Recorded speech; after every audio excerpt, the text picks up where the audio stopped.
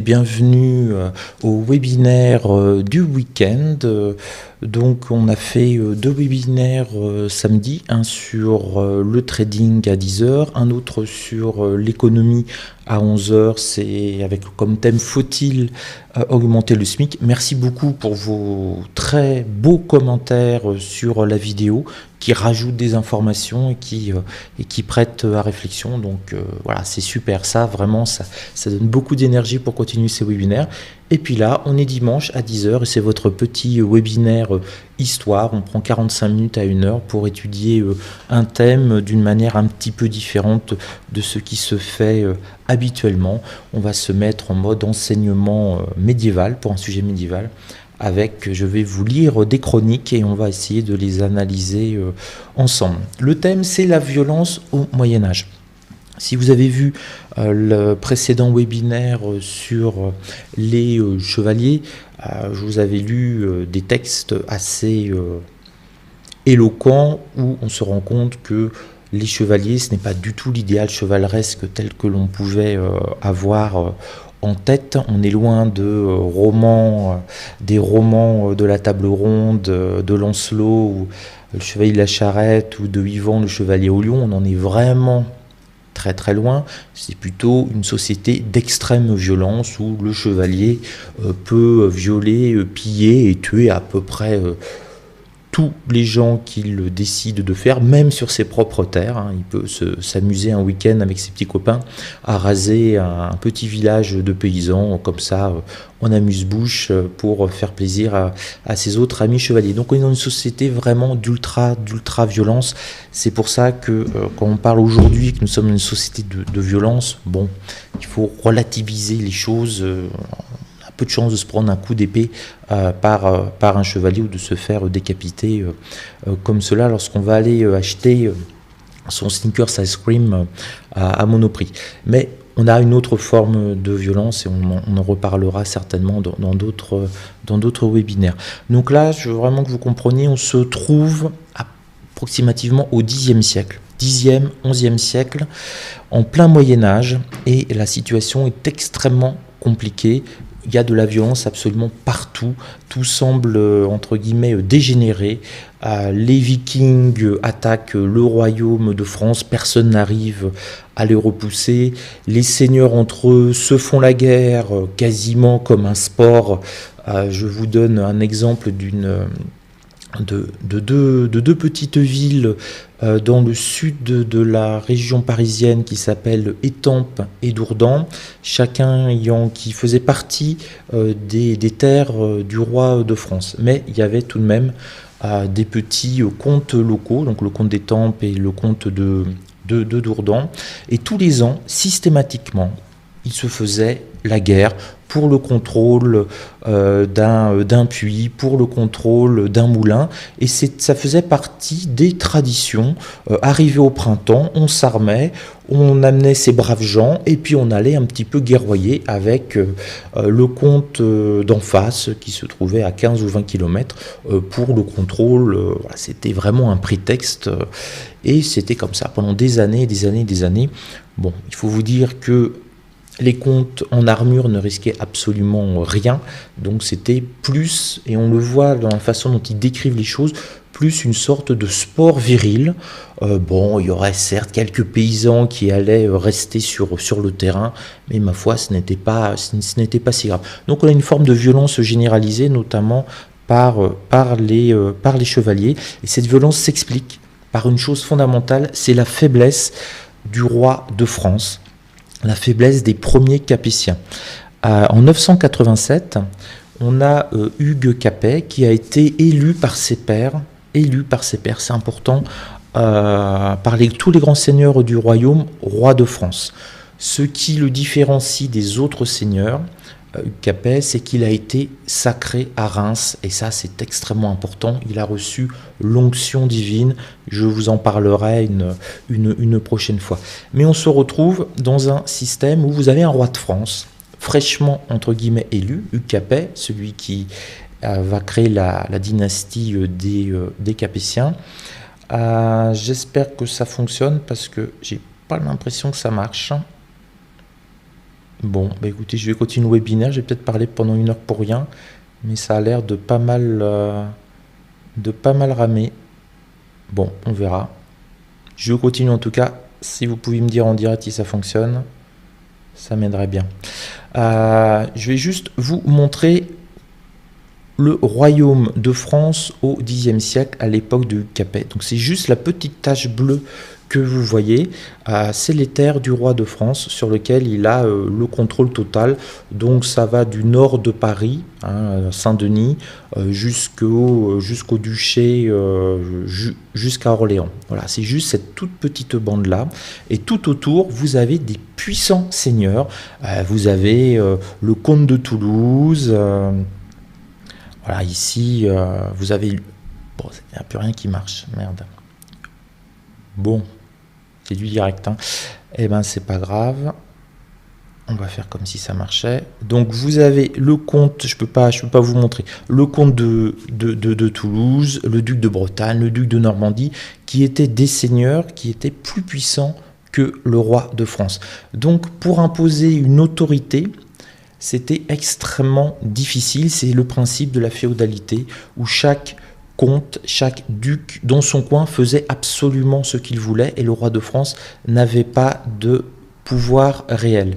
Je vais vous lire un petit texte qui nous montre bien la faiblesse du roi de France. Donc c'est un texte d'Annemar de Chabannes dans des chroniques qu'il a écrit au XIe siècle.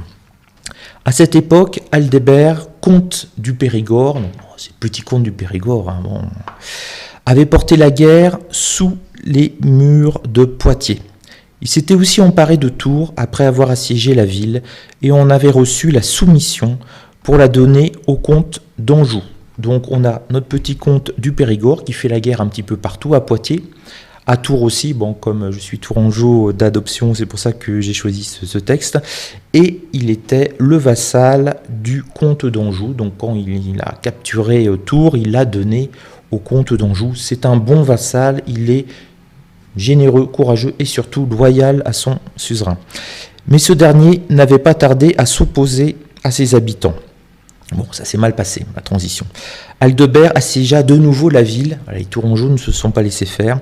Alors, le roi Hugues et Robert, son fils, Capétien, le menacèrent d'une guerre, en disant, grosso modo, Aldebert, comte de Périgord, tu te calmes, tu arrêtes de ravager notre bonne ville de Tours.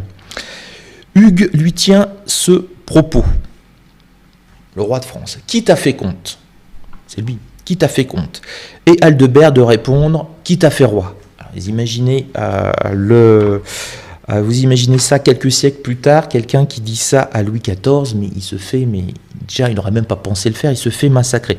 Donc on voit ce qui explique une grande partie de cette violence au Moyen-Âge, c'est que justement le roi de France n'a aucun pouvoir, il ne peut pas imposer son autorité. Un petit comte, mais on va lui mettre des baffes celui-là, c'est pas possible, hein. Le petit comte du Périgord, là, il se permet de dire au roi de France, qui t'a fait roi, avec un mépris suzerain en tout cas. Donc c'est ce fait que le roi de France n'a pas d'armée. Son armée est beaucoup plus faible que celle du comte de Toulouse. Il a juste ce qui fait la différence par rapport aux autres, il a juste cette forme d'autorité morale, ou en tout cas divine, que lui consacre le sacre à Reims. Et c'est ça, c'est la seule chose qui fait que le roi de France existe, et que les comtes, les ducs en ont quand même un petit peu peur, puisque je vous rappelle que dans tout le cérémonial de Reims, qu'on pourra étudier si vous le souhaitez, il faudra me le dire, c'est Dieu qui choisit le roi, et le roi est le lieutenant de Dieu sur terre. Il est son représentant, lieutenant, armé, hein. Il est son représentant sur terre, armé, et vous avez le représentant de Dieu sur terre spirituel qui est le pape. Donc le roi de France, sur son royaume, se positionne, j'allais dire, à un niveau extrêmement élevé qui fait un petit peu peur aux comtes. Mais cette faiblesse qui est permanente favorise ce qu'on appelle le brigandage, etc. N'importe qui, n'importe quel copain un peu ivre avec 5 ou 6 personnes avec lui pouvait rançonner, violer et piller s'il le souhaitait. Donc il y avait une énorme insécurité. Cette insécurité, on la voit par exemple, on a un exemple très connu. Alors attention, pour ceux qui regardent les séries Vikings, bouchez-vous les oreilles, je vais spoiler pendant quelques minutes si vous n'avez pas vu la série complète. Série qui est très bien faite au niveau historique, on va dire côté français. Après, côté Viking, bon, comme on n'a aucun document historique et comme il n'écrivait pas, c'est très très difficile. C'est plus des interprétations sur le rapport aux religieux, etc. Mais c'est une série qui est vraiment, vraiment sympa. Donc attention, je vais la spoiler. Donc bouchez-vous les oreilles et quand je ferai ça, vous pourrez à nouveau réécouter. Donc, en 911, d'après les chroniques royales, le roi carolingien Charles le Simple, il fallait mieux s'appeler Charles le Chauve que Charles le Simple, mais bon, Charles le Simple négocie à Saint-Clair-sur-Epte, à l'ouest de Paris, un traité avec un chef viking connu sous le nom de Rollon. Alors c'est quand même plus facile à prononcer en français Rollon parce qu'en danois c'est Hrolf qui est le nom H-R-O-L-F-R. Hrolf. Bon, qu'est-ce qui se passait? D'où venait ce chef viking? Ça faisait déjà plusieurs siècles que les Vikings envahissaient le royaume de France pour faire des raids. Parfois très profonds parce qu'ils ont été jusqu'à remonter avec leur drakkar la Seine pour faire le siège de Paris. Et le roi de France n'a quasiment pas d'armée. Il n'arrive pas à lutter et on a en permanence ces Vikings qui créent vraiment une véritable terreur sur tout le royaume de France et plus particulièrement en Normandie parce que c'était quasiment en ligne droite pour eux pour débarquer. Et c'est ce que l'on voit de manière assez soft quand même. Voilà, les Vikings qui arrivent, c'est pillage, vol, viol, toutes les pires horreurs qui puissent exister, et ils s'en prennent essentiellement, notamment aux moines, puisque c'est les moines qui ont les habits, qui ont les richesses, et en plus ils savent pas se battre, donc c'est vraiment le bingo. Donc que fait le roi carolingien? Eh ben, il offre à ce Rollon, à ce Hrolf, un territoire qui est situé de l'embouchure de la Seine, le territoire du royaume du comté du duché de Normandie, à condition d'une seule chose, c'est qu'il s'oppose aux nouvelles incursions de ses propres compatriotes. Donc le roi a très bien agi, c'est une politique intelligente. Il lui a dit, plutôt que de venir tous les ans me casser les couilles, je suis désolé d'être vulgaire, me casser les couilles à attaquer en permanence et tout ça, mon royaume et tout ça, eh ben les terres que tu attaques, je te les donne, je te fais duc de Normandie, c'est à toi maintenant. Donc du coup, quand tu as tes petits compatriotes qui arrivent, ils vont piller tes propres terres. Donc qu'est-ce que va faire Rollon? Il va défendre, puisque c'est ses terres, et il va se battre contre ses propres frères entre guillemets vikings. Bon, en plus, bien entendu, il va devenir chrétien, il va devenir un exemple de chevalier chrétien. Le roi de France, pour sceller ça, lui file sa fille Gisèle en mariage, donc il rentre dans la famille, et Rollon, Hrolf, devient plus français plus franc que franc, plus français que français. Ça, c'est vraiment un symbole d'une faiblesse et d'une façon qu'a trouvé le roi de France pour lutter contre cette violence, contre les Vikings qu'il n'arrive pas du tout à contrôler, qui le submerge à chaque saison, de printemps quand les Vikings arrivent. Il donne le territoire à un puissant seigneur viking et lui dit, c'est à toi, et quand tes potes arrivent, eh ben, tu vas défendre ton territoire. Très malin, très malin. Et d'ailleurs, le mot Normandie vient de cela. Ça vient de Normens, les hommes du Nord. Alors, on n'utilisait pas vraiment le mot viking, il disait les hommes du Nord, parce qu'il savait qu'ils venaient du Nord. Et donc, c'est pour ça que Cela s'appelle la Normandie, et si vous avez des copains qui se disent que ce sont des vrais Normands, ils doivent plutôt être blonds aux yeux bleus, parce que c'est plutôt d'origine viking, tout simplement. Et pour la petite histoire, parce que finalement on fait l'histoire, un siècle et demi plus tard, le lointain descendant de Rollon, donc qui est duc de Normandie, qui s'appelle Guillaume le Bâtard, il va partir à la conquête de l'Angleterre, il va réussir à envahir l'Angleterre, et tous les descendants des rois d'Angleterre, jusqu'à nos jours, descendent de ce duc de Normandie, de Guillaume le Bâtard. Voilà, pour la petite anecdote, et sans vouloir offenser la famille royale d'Angleterre. Donc le roi a fait un petit peu ce qu'il pouvait sur un morceau de son territoire, mais la violence reste absolument partout. Et là, vous avez la deuxième autorité, certainement au Xe siècle, XIe siècle, plus forte que le roi lui-même, c'est l'Église. L'Église avec un grand E, qui est une structure administrative qui fonctionne extrêmement bien depuis plusieurs siècles. Lorsque vous avez eu la chute de l'Empire romain d'Occident, au IVe siècle après Jésus-Christ, tout ce qui est de l'ordre de l'Empire romain a complètement explosé en de multiples sous-groupes, les Francs, les Visigoths, les Ostrogoths, etc., les Alamans. Tout le monde a pris des morceaux de territoire et ça a été un peu le n'importe quoi. Il y a une seule chose qui est restée, c'est l'Église chrétienne. Toute la structure hiérarchique de l'Église chrétienne, et on la verra dans un autre webinaire, cardinaux, évêchés, paroisses, tout cela est toujours en place, tout cela fonctionne toujours. La chose, l'administratif qui reste à notre époque, qui a survécu le plus de siècles, c'est le Vatican.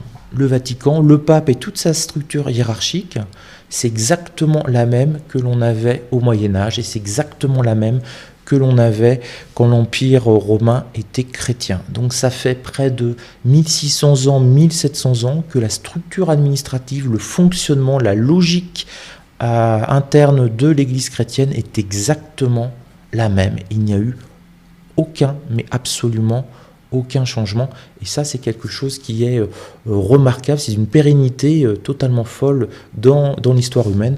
Nous, en France, on en est à la 5e République, on a déjà eu 5, on aura peut-être une 6e, on change de structure, de façon d'élire nos représentants, on va dire, tous les 20, 30, 40, 50 ans. L'Église chrétienne, monolithe, c'est à la fois leur force et leur faiblesse. Depuis 1700 ans, ça n'a absolument pas bougé. Et donc, ils sont présents partout sur le territoire. Et cette violence touche aussi l'Église. Et donc, l'Église va s'imposer de manière extrêmement forte. Et on va essayer de canaliser cette violence.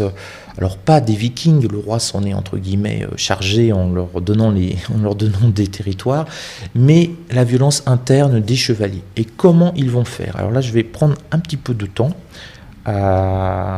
si j'ai le temps, oui. Je vais vous lire les chroniques de Raoul Gabler, qui est quelqu'un de passionnant parce qu'il décrit le temps qu'il voit, et il nous parle d'un mouvement qui s'appelle les assemblées de paix et qui se sont développées dans la chrétienté occidentale à partir de l'an 1000. Donc on est vraiment là en Aquitaine, et qui s'est répandu petit à petit dans le reste de l'Europe. Alors je vous lis la chronique. Dans l'année qui suivit cette effroyable calamité, ce fut la 1000e année de la Passion du Christ, du Seigneur, on est dans l'an 1000, nuées et tempêtes s'étant apaisées en hommage à la bonté et la miséricorde divine, la face du ciel se mit à resplendir. Bon, grosso modo, c'était ce que je vous ai un petit peu narré, épidémie, guerre, etc. Mais ça commence à se calmer vers l'an 1000, et la famine disparaît, parce qu'il nous dit « Tandis que la surface verdoyante du sol portait du fruit en abondance, éloignant la famine. » C'est alors que tout d'abord, dans les régions de l'Aquitaine, les évêques, les abbés et les autres voués à la sainte religion commencèrent à réunir tout le peuple en des assemblées auxquelles on apporta de nombreux corps de saints et d'innombrables chasses remplies de saintes reliques. Ça, c'est très important. Donc, en Aquitaine, on a les évêques, les abbés, donc les autorités religieuses principales, qui réunissent la population, tout le monde, paysans, bourgeois, seigneurs, et pour les attirer, ils les réunissent en amenant des reliques. Je vous rappelle que les saintes reliques, les reliques de saints, permettaient de faire des guérisons plus ou moins miraculeuses ou d'avoir la certitude d'aller au paradis. Donc on a les évêques qui sortent les armes lourdes et réunissent la population, et ça va être sous la protection de tel saint, de Saint Jean-Baptiste, etc., etc. Ils ressortent toutes les reliques. Donc là, on y va, attention, c'est vraiment l'événement. De par la province d'Arles, puis celle de Lyon, et ainsi par d'innombrables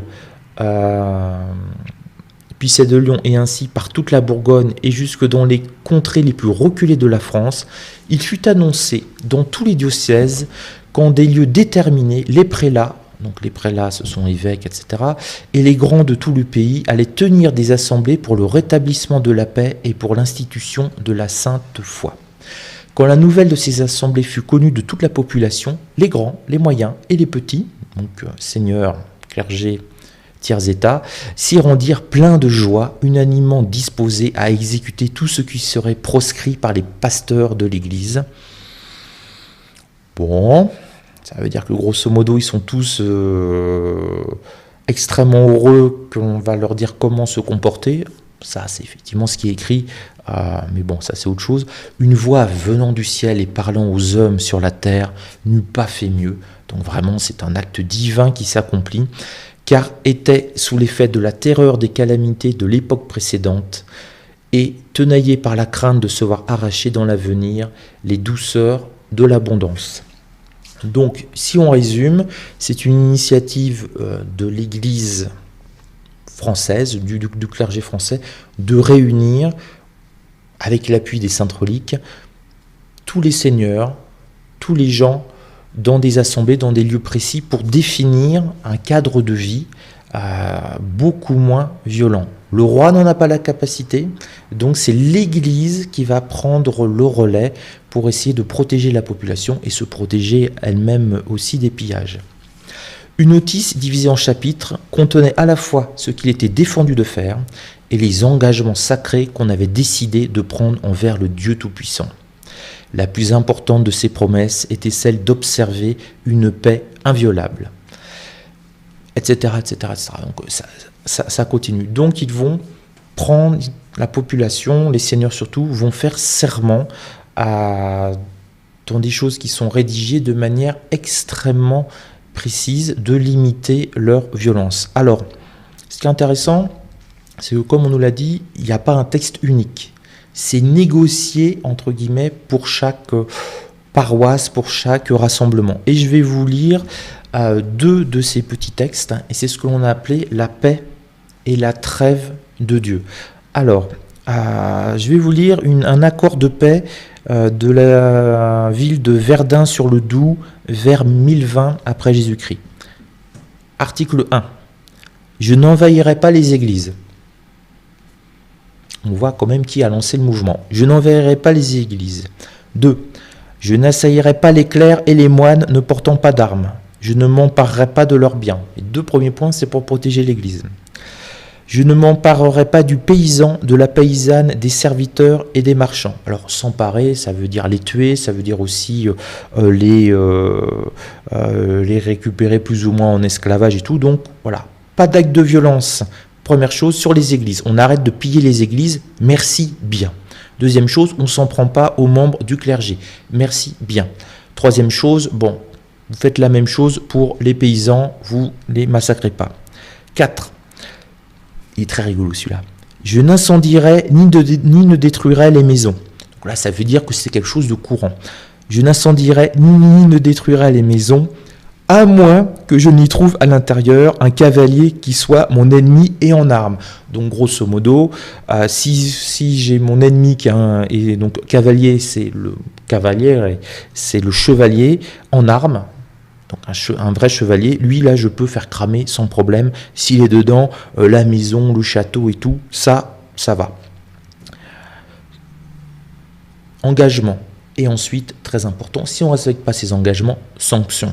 Et là, c'est pour ça que ça a fonctionné, c'est l'arme atomique. Celui qui ne respectera pas cette paix à partir d'aujourd'hui, qu'il soit excommunié, qu'il n'entre plus dans l'église avec les chrétiens jusqu'à ce qu'il jure cette paix. Et c'est ça qui a permis de faire fonctionner les choses, puisque pour canaliser la violence en tout temps, il faut la peur d'une sanction. Aujourd'hui, on voit par exemple que notre société occidentale, on a de la violence qui monte. On a vu par exemple les Gilets jaunes où il y a eu des actes totalement hallucinants, quasiment pas de guerre civile, mais de ce qui s'est passé au mois de décembre, où vous avez des gens qui ont attaqué avec une extrême violence les CRS, etc. Voilà. Pourquoi cette violence peut s'exprimer? Parce qu'il n'y a pas de peur de sanction. Ceux qui ont fait les malins sur les Champs-Élysées à saccager l'Arc de Triomphe, à s'en prendre aux CRS, si en face les CRS avaient tiré, ça n'aurait pas duré plus de 3 minutes. C'est parce qu'il y a la notion qu'il n'y a pas de sanction réelle que la violence fonctionne. Et on peut faire, je pense, une comparaison entre ce qui se passe à l'heure actuelle en Occident et le Moyen-Âge. C'est qu'on a un pouvoir central, donc le roi de France ou le président de la République, qui, pour X raisons totalement différentes, ont moins de pouvoir qu'avant. Avant, on n'aurait pas mis une gifle au général de Gaulle. Ça n'aurait même pas été inimaginable. Bon, maintenant, le premier gars pas trop malin, il peut se le permettre, il le revendique même avec fierté. On voit qu'on a aussi perdu quelques valeurs au passage dans une cinquantaine d'années. Mais voilà, on a un affaiblissement du pouvoir, et donc, mathématiquement, j'allais dire presque psychologiquement, un certain nombre de personnes vont en profiter. Même chose, il ne faut pas se faire d'illusions, ce qui est le rempart de notre civilisation, c'est la police et la gendarmerie dans les rues, c'est tout. Si demain il n'y a plus un policier dans votre ville, je vous conseille de rester planqué chez vous et d'avoir une arme, parce que ça sera l'anarchie de manière extrêmement rapidement, ce sera pillage et compagnie. Et pourtant, nous avons l'air d'être des hommes et des gens civilisés. Donc il faut qu'il y ait une autorité, il faut qu'il y ait une peur d'une sanction pour que les gens ne tuent pas, ne violent pas. Au moins que ça limite ça. Alors vous aurez toujours les personnes qui ont des troubles psychologiques, et ça, ils n'ont pas peur de la moindre sanction, mais quelqu'un d'à peu près équilibré respecte les lois, bien souvent parce qu'il a peur d'une sanction. Si on ne roule pas à 200 km/h sur l'autoroute, c'est parce que pour beaucoup de gens, ils ont peur de perdre leur permis et qu'ils aient quelques amendes, voire même des peines de prison. Si demain on dit, écoutez, il n'y a pas de sanction si vous roulez vite, mais on vous dit de rouler à 130 km/h, on est sûr d'avoir le nombre de morts sur les autoroutes multiplié par 3 ou 4 très rapidement. Et donc là, alors qu'on était au Moyen-Âge dans un moment où il n'y avait plus d'autorité, il y avait juste des petites autorités, des comtes dans leur endroit, on a une autorité supranationale. C'est pas l'Union européenne, c'est pas l'ONU, c'est l'Église chrétienne, déjà en France, et qui impose la paix et la trêve de Dieu. Et alors, pour le royaume de France, le petit royaume de France qu'on a vu, pour le comté de Toulouse, pour le duché de Bretagne, pour le duché de Normandie, pour le comté du Maine, pour le comté d'Anjou, globalement. Et donc ça nous montre l'importance de l'Église. Et c'est ce qu'on appelait la paix et la trêve de Dieu. Donc là, je vous ai lu un passage sur ce qu'on appelait la paix de Dieu. Donc c'est des critères très importants. On ne touche pas à l'Église et on ne touche pas aux paysans, mais on peut se massacrer entre seigneurs quand même. Voilà, on a quand même le droit de brûler si son adversaire se trouve dans la maison ou dans le château. Il faut quand même laisser un petit peu de choses. Je vais vous lire un texte sur la trêve de Dieu. On est à peu près à la même période, 40 ans plus tard, vers 1063, dans le diocèse de Thérouanne. Que ni homme ni femme n'en attaque, en quelque lieu que ce soit, un autre, ni n'attaque un château, un bourg ou un village, du mercredi au coucher du soleil, au lundi à l'aurore. Que si quelqu'un venait à enfreindre cette trêve, qu'il soit excommunié par Dieu à nouveau et exclu de la chrétienté toute entière. Je vais revenir vraiment sur l'importance de l'excommunication. Alors ça, moi, ça m'a toujours fait marrer. C'est la trêve de Dieu, c'est-à-dire qu'on leur donne un axe de temps où ils n'ont pas le droit de se battre et de se massacrer. Donc on n'a pas le droit d'attaquer un château, un bourg, un village, du mercredi soir, au coucher du soleil, au lundi matin. Donc grosso modo, du lundi matin, vous avez tout le lundi, vous avez tout le mardi et vous avez tout le mercredi pour pouvoir piller et faire tout ce que vous voulez. Ça montre aussi les limites du pouvoir de l'Église, mais surtout, c'est que l'Église a été très intelligente. Elle a compris qu'elle ne pouvait pas interdire totalement, de manière absolue, la violence, l'exercice de la violence auprès des chevaliers et des seigneurs.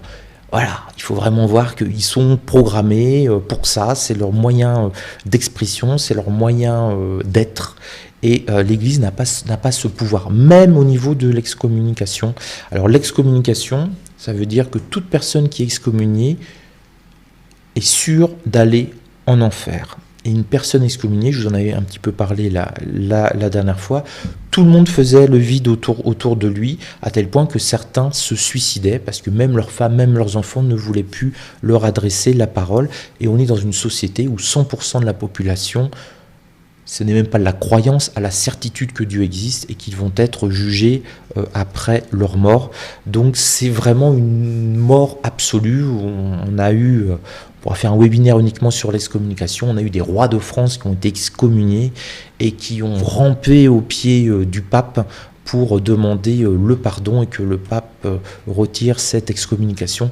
Et là, on voit le rapport de force. Finalement, il reste, après la chute de l'Empire romain d'Occident, une seule entité, on va dire, cohérente et administrative qui peut faire fonctionner, ou du moins imposer des lois, des décrets, sur l'ensemble du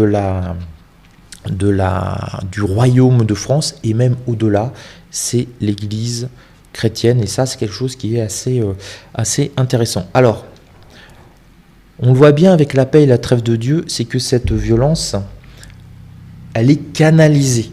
C'est-à-dire qu'on leur dit, bon, du mercredi jusqu'au lundi, du mercredi soir jusqu'au lundi matin, vous n'avez pas le droit de massacrer tout le monde. Bon, on fermera un petit peu les yeux pendant 48 heures, 72 heures, mais au moins ça permettait d'avoir un certain laps de temps de respiration et de tranquillité pour la population. Et on voit dans tous les textes, dans tous les accords, entre guillemets, au niveau de la trêve de Dieu et de la paix de Dieu, tous, ils ont un point en commun. Ce point en commun, c'est la protection de l'Église, des biens de l'Église, parce que les seigneurs n'hésitaient pas sur leur propre territoire, quand ils avaient un petit besoin d'argent, d'aller piller une petite abbaye ou deux, et puis ça permettait de renflouer les caisses. Donc protection, ça revient toujours en premier des biens de l'Église, deuxième des personnes de l'Église, et troisième des plus pauvres, le tiers-état.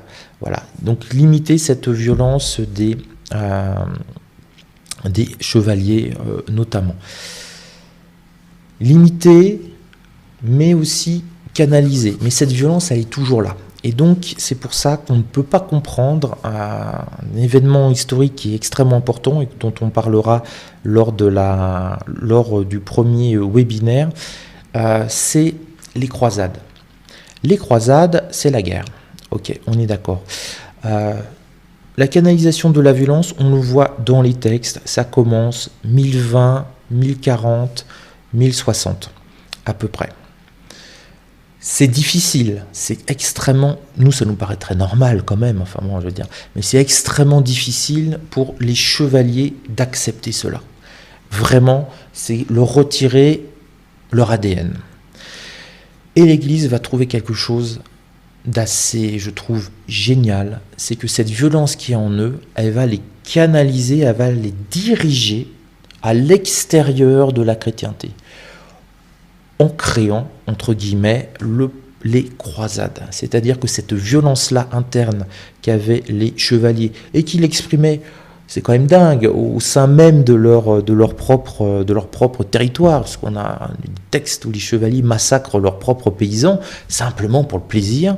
Et ben, l'Église va avoir l'intelligence de leur dire, c'est terminé maintenant, mais à partir de 1020, voilà. Mais l'Église s'est rendue compte aussi que, bah oui, mais ça allait pas tenir non plus, parce que on va dire, les chevaliers étaient sous pression, sous tension permanente. Ils étaient là, quelle heure il est, quelle heure il est, quelle heure il est. Voilà, la nuit de dimanche, ils dormaient pas parce qu'ils savaient qu'ils allaient pouvoir massacrer le lundi matin. Donc ils étaient déjà prêts à faire ça. Et l'Église va créer, entre guillemets, les croisades pour déporter cette violence à l'extérieur et donner aux chevaliers une fonction qui va être de libérer le tombeau du Christ, etc. etc. Et ça, on le reverra en détail si cela vous intéresse. Hein. N'hésitez pas à me le dire. Je peux faire plein d'autres thèmes sur les croisades au Moyen-Âge, les origines, les raisons, les conséquences, etc. Je vais juste finir sur cette violence au Moyen-Âge pour vous dire que il ne faut pas avoir l'image béate que l'Église a fait ça pour le bien de tous. Elle a d'abord fait ça pour son propre bien. Hein, j'ai bien insisté. Article 1, je n'enverrai pas les églises. Article 2, je n'assaillerai pas les clercs et les moines ne portant pas d'armes. Sous-entendu que s'il y a des clercs et des moines qui portent des armes, on pourrait les attaquer, parce qu'ils pourraient se défendre. Ça, c'est un petit peu ambigu comme texte, mais je ne m'emparerai pas de leurs biens, donc bon, pourquoi les attaquer si de toute façon, on n'a pas le droit de prendre leurs biens. Alors oui, ça peut sembler étrange de dire que je n'assonnerai pas les clercs et les moines ne portant pas d'armes, mais vous avez eu des moines armés. Justement, si on fait les croisades, on parlera de ces moines armés qui sont les Templiers. Mais à cette époque-là, les moines armés type Templiers n'existaient pas encore, mais ça montrait qu'on avait quand même des moines qui ne se laissaient pas faire quand même, et qui devaient avoir aussi quelques notions guerrières visiblement. J'ai perdu le fil de mon idée. Oui, par rapport à l'Église, je vais vous lire un autre texte qui montre que l'Église canalise la violence, mais à son avantage, entre guillemets, et qu'elle peut aussi le laisser se répandre avec la plus grande horreur contre ses ennemis. Je vais vous parler d'une croisade. Il faut savoir qu'il y a des croisades extérieures, celles que l'on vers Jérusalem, contre les musulmans, sarrasins et autres noms. Et vous avez aussi des croisades internes. Ça, c'est très intéressant, les croisades internes. On a eu la croisade des Albigeois. Les Albigeois, c'était une déviance du christianisme qui a été condamnée par le pape. Et donc tous ceux qui étaient, entre guillemets, albigeois étaient des hérétiques. Et les hérétiques, soit ils se convertissent, soit ils reconnaissent leurs erreurs et tout va bien, soit ils persistent, et la persistance est une grave erreur dans l'Église chrétienne, et ils se font massacrer. Et on a la prise de Béziers, qui était un fief albigeois en 1209, lors de la première croisade. Et le chef de cette croisade s'appelle Arnaud Arnaury ou Arnaud Almaric. Il y a plusieurs textes qui donnent son nom. Alors c'était certainement Arnaud Almaric. Le hic renvoie quand même à des consonances entre guillemets barbares, francs et tout. Et il a dû un petit peu l'adoucir en le transformant en Arnaud Amaury. Donc qui était pas n'importe qui, c'était le légat pontifical, donc le représentant du pape. Hein. Le pape lui a donné ses pouvoirs, donc il représentait le pape, et il avait les pouvoirs du pape là où il était, et c'était l'abbé de Cîteaux, qui n'était pas la plus petite abbaye. L'ordre de Cîteaux était un ordre extrêmement important, ça aussi on pourra le voir. Et il aurait déclaré, donc selon le chroniqueur cistercien Césaire de Einsternbach, quand on est venu le voir, donc Béziers tombe, et vous avez le général en chef qui va voir donc le représentant du légat pontifical, notre ami Arnaud, et il lui demande qu'est-ce qu'on fait, quoi, qu'est-ce qu'on fait? Parce qu'il y a peut-être des bons chrétiens, mais il y a aussi des hérétiques. Qu'est-ce qu'on fait? On sait pas quoi faire. Et il aurait dit Caedute heos novit enim dominus quit sunt heios. Donc comme moi vous avez fait du latin couramment, la traduction c'est massacrez-les car le Seigneur connaît les siens. Et ça a été repris par la tradition historiographique sous la forme de tuez-les tous, tuez tous les gens qui habitent à Béziers, tuez-les tous, Dieu reconnaîtra les siens. Donc voilà, je voulais finir sur cette ultime touche de violence pour vous montrer qu'on peut essayer de canaliser la violence, mais que ça ne veut pas dire qu'on ne fait pas non plus usage soi-même de la violence. Et ça, c'est vraiment quelque chose qui m'avait extrêmement choqué en faculté d'histoire quand on avait étudié la croisade des Albigeois. C'est cette déclaration d'Arnaud Amaury. Alors, elle a été un peu contestée, et puis maintenant les historiens reviennent dessus en disant si, c'est vraiment, ça correspond parfaitement à l'esprit de l'époque. Et puis on a retrouvé une autre chronique qui parlait d'un massacre et tout. Donc voilà, c'était certainement l'état d'esprit même du Moyen-Âge, quand on vous dit tuez-les tous, Dieu reconnaîtra les siens, donc c'est pas grave si vous tuez des bons chrétiens, Dieu les accueillera au paradis, et puis les hérétiques, de toute façon, ils iront en enfer. Voilà, j'espère que ça vous a intéressé, j'espère surtout que vous avez vu quelque chose, parce que j'ai des warnings partout sur mon logiciel de diffusion en direct, donc ce sera la surprise. Je ne sais pas du tout si ça a marché. Si ça n'a pas marché, je le referai, hein. C'est pas grave. Voilà, ça a été un moment de plaisir de vous faire découvrir ça.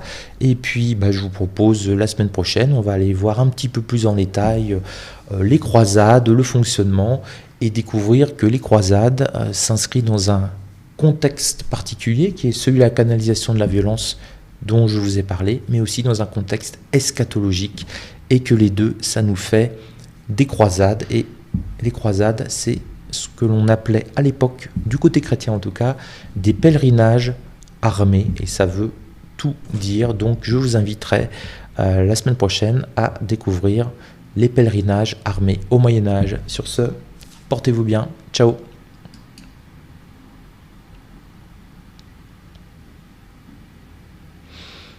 Alors.